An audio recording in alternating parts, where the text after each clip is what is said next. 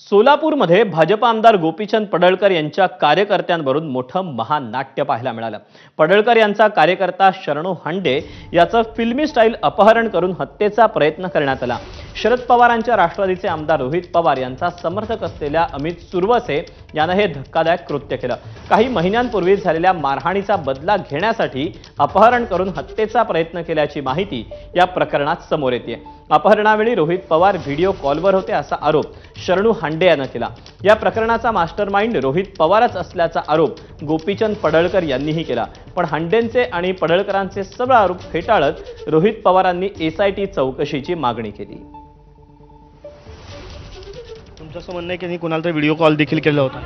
कोणाला video call? हे रोहित पवारांना व्हिडिओ कॉल केला होता? तुम्ही पाहिलं स्वतः? पाहिलं. तुम्ही गंभीर आरोप करताय, काय नेमकं बोलणं झालं होतं? नाही, व्हिडिओ कॉल केला होता। काय म्हणत होते रोहित पवार? रोहित पवार माफी माग म्हणत होते। हां.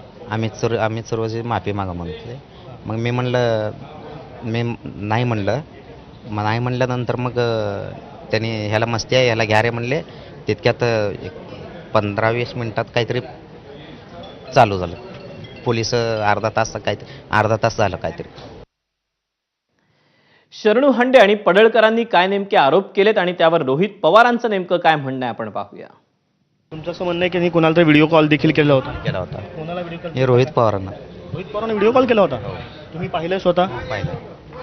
तुम्ही गंभीर आरोप करताय, काय नेमकं बोलणं झालं होतं? नाही, व्हिडिओ कॉल केला होता। काय म्हणत होते रोहित पवार? रोहित पवार माफी माग म्हणत होते। हां. अमित सुरवसे माफी माग म्हणत होते। मग मी म्हणलं मी नाही म्हणलं, मग नाही म्हणल्यानंतर मग त्यांनी ह्याला मस्ती आहे ह्याला घ्या रे म्हणले। तितक्यात एक 15-20 मिनिटात काहीतरी चालू झालं। पोलीस अर्धा तास झालं काहीतरी। व्हिडिओ कॉल बद्दल ते बोलले, मी माझ्या घरच्यांचेच व्हिडिओ कॉलवर बोलत नाही, तर हा कोण लागून गेला ह्याच्या व्हिडिओ कॉलवर त्या ठिकाणी मी बोलायला? राहिला प्रश्न, जो कार्यकर्ता ज्यांनी चूक केलेली आहे, जोही व्यक्ती कायदा व सुव्यवस्था हातात घेतो त्यांच्या बाजूने आम्ही राहत नाही, त्याच्यावर कारवाई तिथं झाली पाहिजे। रोहित पवारांच्या बाबत मी नाही बोलत, परंतु महादेव देवकाते बोलतोय की ज्याच्या छातीवरती शरद पवारांचा टॅटू आहे। शरणू आता काय बोलला की बाबांनो कुणाला तरी व्हिडिओ कॉल केलाय, त्यानं तर नावच घेतलं।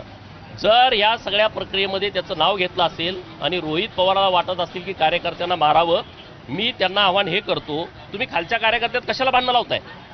आमच्याच कार्यकर्त्यांना पुढं करून तुम्ही भांडणं लावू नका। तुमच्यात हिंमत आहे, तुम्ही समोर या ना। आता तुमच्याकडे पोलीस प्रशासन आहे, तुमच्याकडे आता होम मिनिस्टर आहे।